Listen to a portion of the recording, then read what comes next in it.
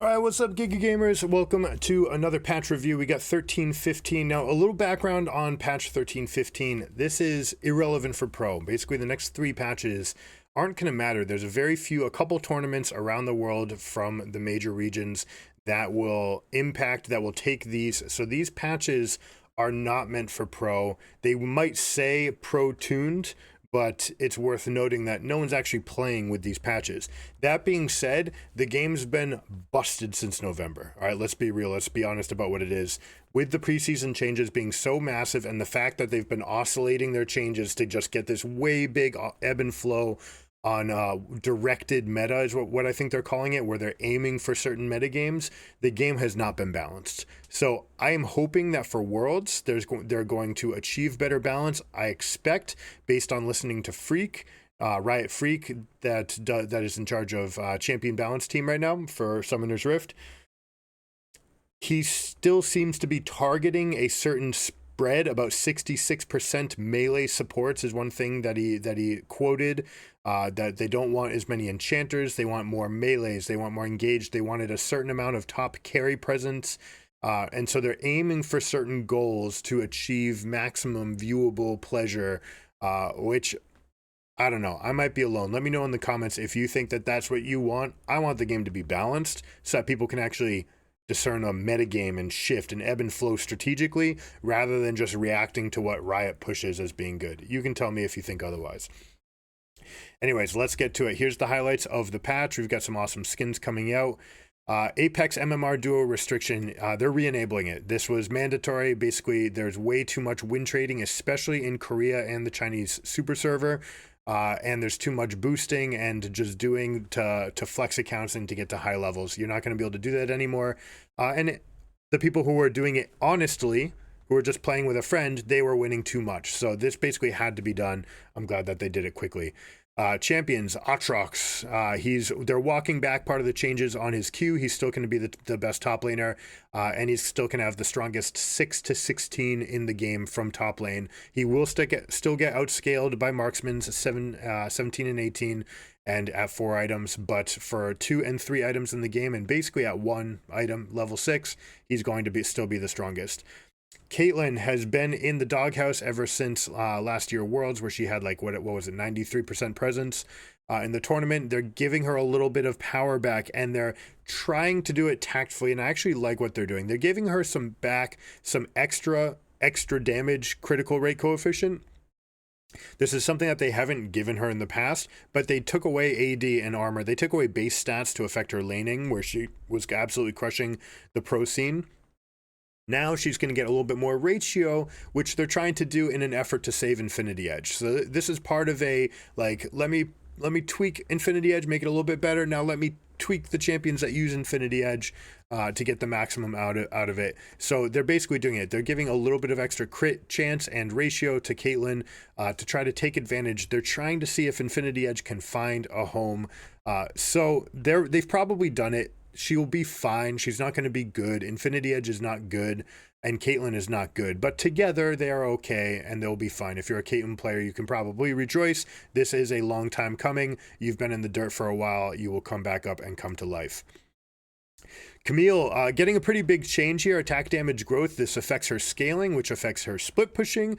Like we talked about with Freak's metrics, they want a certain amount of split push and top lane carries. And by buffing Camille, they are achieving that. This will be really felt once you get past like level 10, where you're talking about an extra 3 AD, right? Just every single hit deals 3 more damage plus the ratios on spells. This will matter. Not only that, they're giving 15, 20, and 25 damage to her on hit. In her ultimate. It was really funny watching LS go over the patch review for this because I don't think he knew that this happened. I'm pretty sure, I mean, this was negligible. Let's be honest, it was negligible before. So you forgive anyone who didn't know this. But the fact is, now in the ultimate, where you're getting 3 to 4 auto attacks, you're getting a pretty significant extra chunk. So this is their way of adding damage to the ultimate. Camille will show up. She is going to be strong. I can't wait to see Camille versus Fiora. That's probably the single most fun matchup in the entire game. But we will see Camille as a Gnar answer. Gnar gets blind picked a lot, and Camille's cooldown on her E allows Gnar to punish Gnar when he's in mini. So we'll see if this comes out. It's certainly capable to do it. There are other champions like Aurelia that can also do it, and not gonna lie, it would be pretty fun if a world's meta was Fiora, Camille, Aurelia, Jax, these types. We've seen enough Jax maybe, but Jax has also been nerfed. We'll see if that ends up coming around. Gwen, health regen per 5 is going up a tiny amount. This does not matter. It does make her laning phase just a tiny bit better. Bonus armor and magic resist, though, this is a big change. She's getting 5, okay? 5 in the early game is a lot, and this is going to help her laning phase. And like we just talked about with the top lane fighter metagame, add Gwen to the mix now. Gwen, Fiora, Camille, Aurelia, let's go. I'd like to see the pros playing towards this carry top lane. So I'm excited to see what this will happen. In solo queue, this is a huge buff. It allows you to take a lot more fights early, but you're still going to have to wait for your snip to be charged up. And certainly you're going to want some attention up top. She's going to be the premier anti-tank counter pick, even better than Fiora. Ivern, massive changes, okay?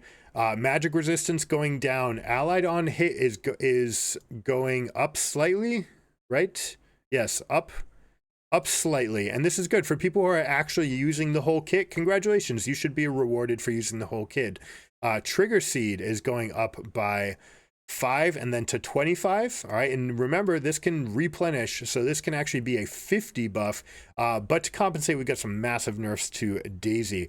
The magic resist kind of makes sense because Ivern was really good against magic damage users, as anyone with a shield was anyways, but we're getting buff to W, buff to E. Daisy is losing 15 seconds, so you don't get that permanent uptime in the endgame anymore.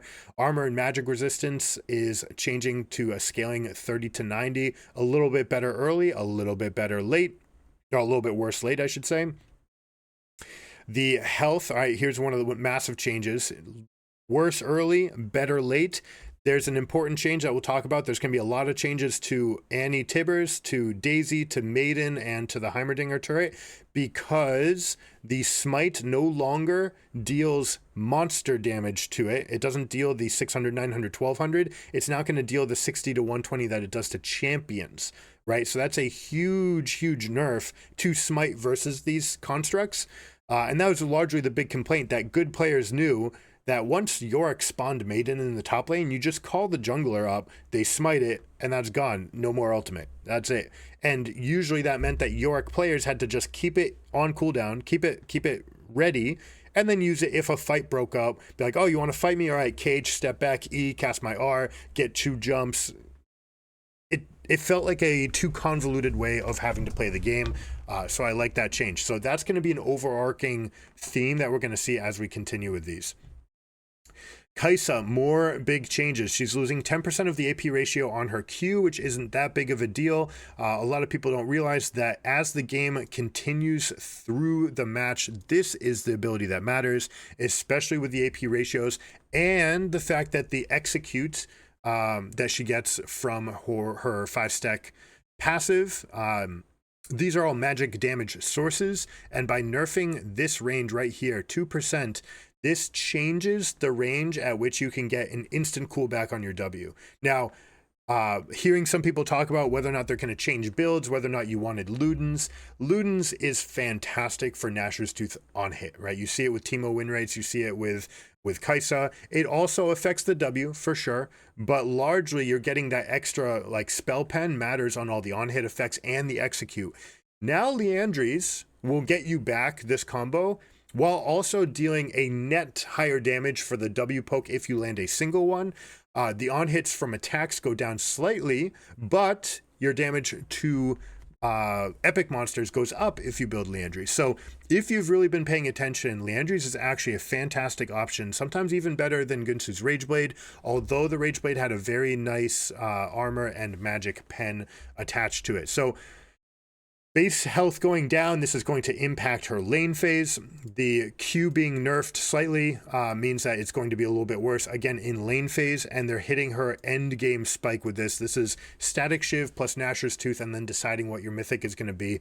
I recommend Liandry's Anguish from this point on, so that you can continue to use her effectively. And if you watch pro games, they were hitting at least 3 Ws per auto attack once the end game fight happened, right? You could, like, literally sit there and just count the number of times that W would be thrown into the middle of a fight before she would ever auto attack someone. And that was the plan, right? To chunk them out. She became a poking champion. She was way too good at it. I expect there to be another nerf coming before Worlds, which is too bad because I think Kai'Sa's really exciting for Worlds, but she's been way too good for too long. So these changes needed to happen. Maokai, Q damage to monsters decreased. Basically, they didn't want to tank killing the jungle as quickly as it did, so they're nerfing this by 20. This is a huge change. Even the Raptors at level 1 is going to take you longer. So this is going to affect Maokai. If you count the number of Qs that you cast during your clear, you're talking about at least 12 of them. So you're probably going to need an extra Q at least Wolves, Raptors. It might just be one per camp, honestly. We might be looking at an extra like 5 seconds that you need on every single camp to get these done. No, it can't be that much. No, we'll just get the one more auto attack. When are you actually going to need to? Yeah, probably a total of 5 seconds in the clear is going to get added to Maokai's clear. Going to make him a little bit late, no longer able to solo and get to crab before 3:30. You're going to need a leash to do that. We'll see if Blabber is able to optimize that clear, or if this is just going to be the end of Maokai. But Blabber is what, like 12-0 on this champion? So if anyone can do it, watch for him to do it. Nami, bonus movement speed going from 90 to 100. This is the most broken stat in the game, and it's getting 5% AP. So this is a wonderful buff.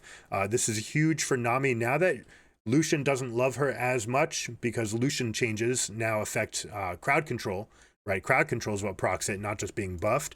Now Nami can have some more friends, and they're going to be able to move fast and deal more damage. And so Nami's going to be a little bit of a sleeper here, especially when combined with other mages in the bot lane, right? Ziggs is someone that you can pair with Nami, and you just throw this on, wait for 3 Qs, bop, bop, bop, and just go push wave, deal a lot of harass damage, and you get the extra movement to kite around.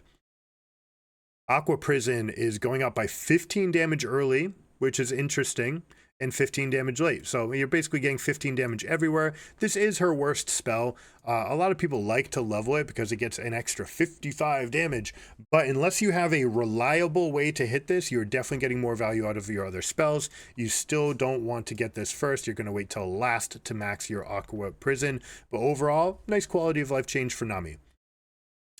Rel absolutely needed some changes, so let's read these out. Consistency is key. All spells and auto attacks now apply the damage first, then apply the passive. This is a huge nerf. Huge nerf.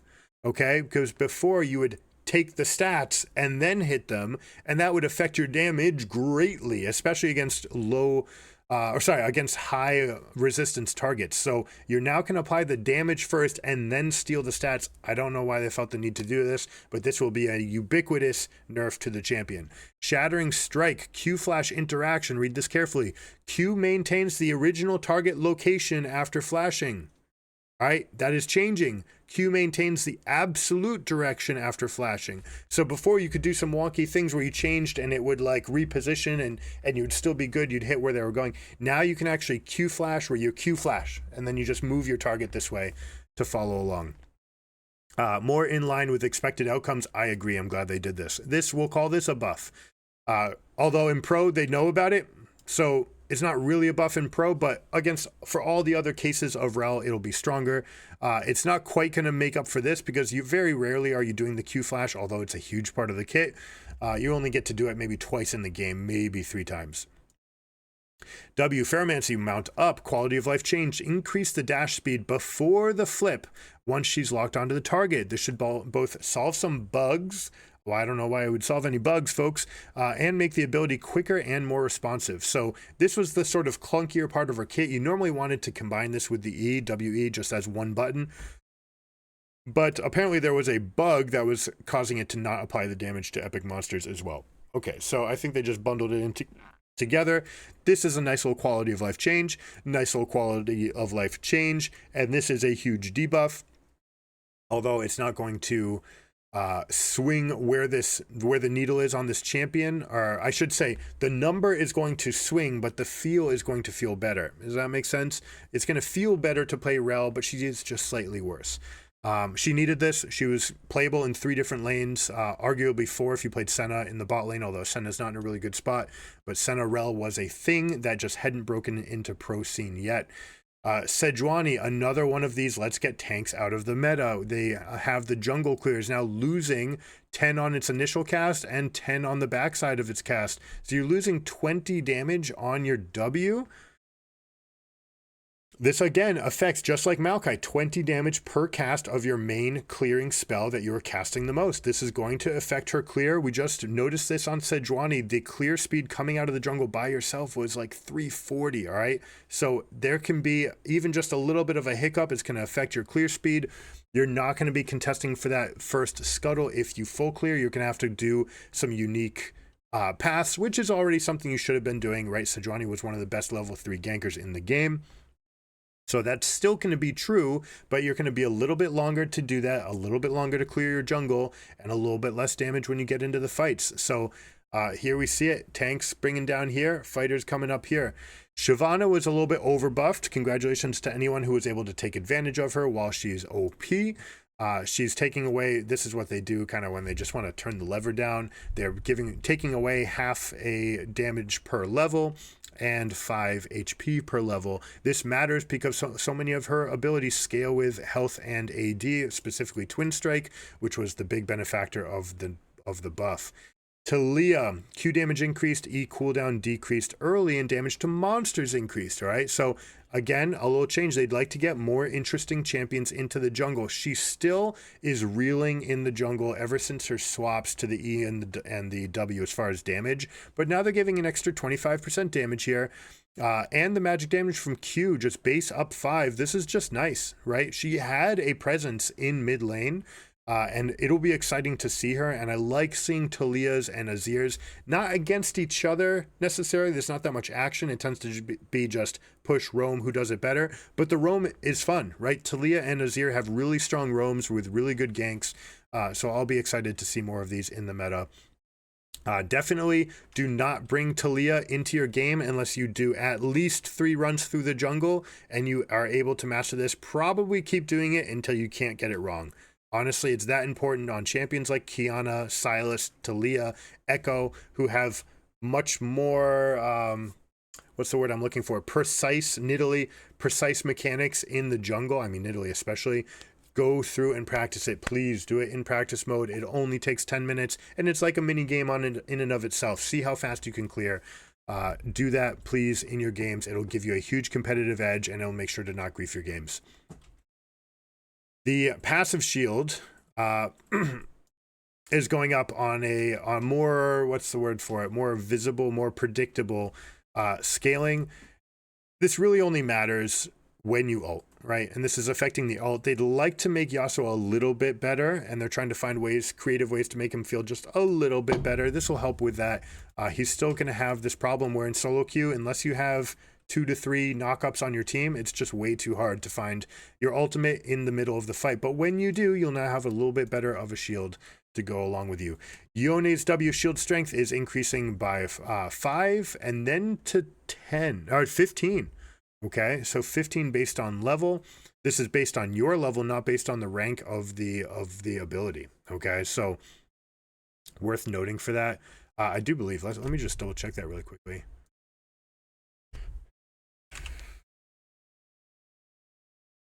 W shield, total mix damage. There we go. Nope, just based on level. All right. So based on level,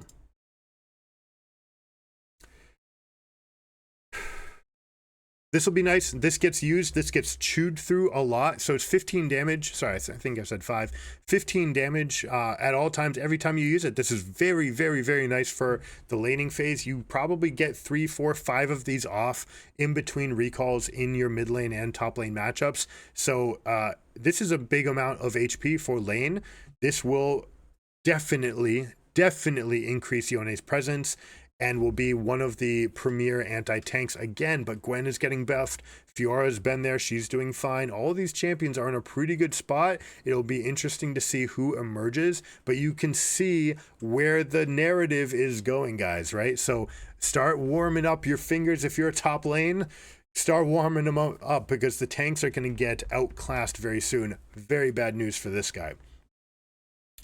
Smite and ultimate summons, this is what we talked about. Smites are no longer going to deal their monster damage to the summoned units. Instead, they're going to mirror the damage that they do to champions, right? That is a huge difference. And here's all the champions.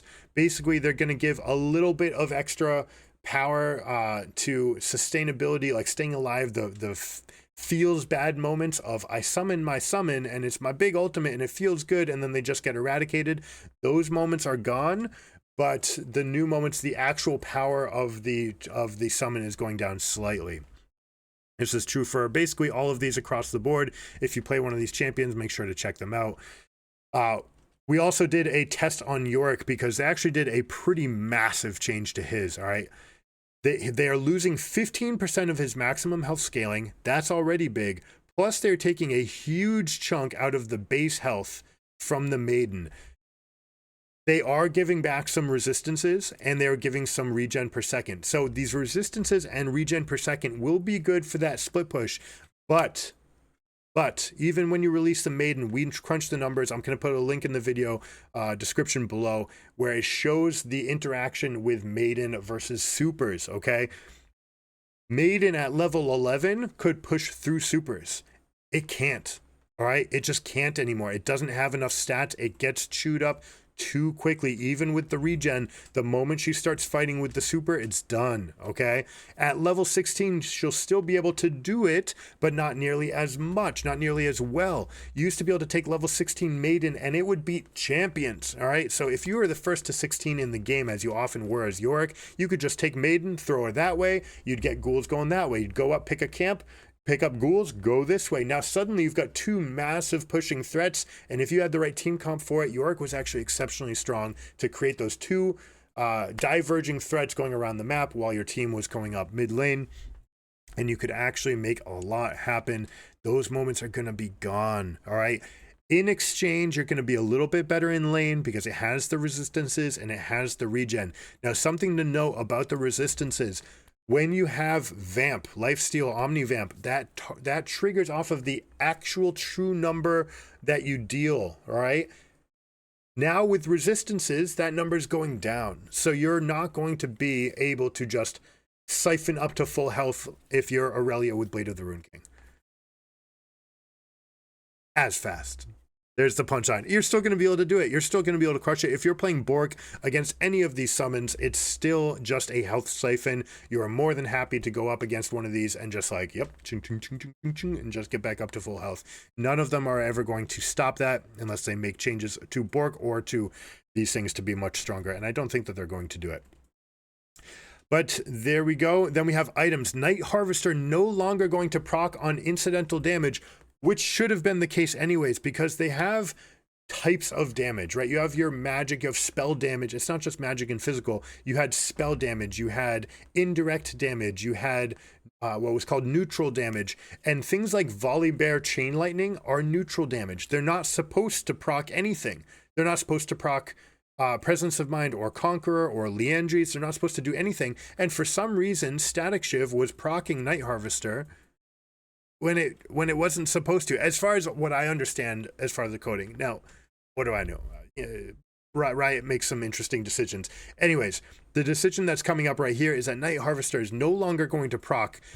You can basically erase everything here and just put Static Shiv.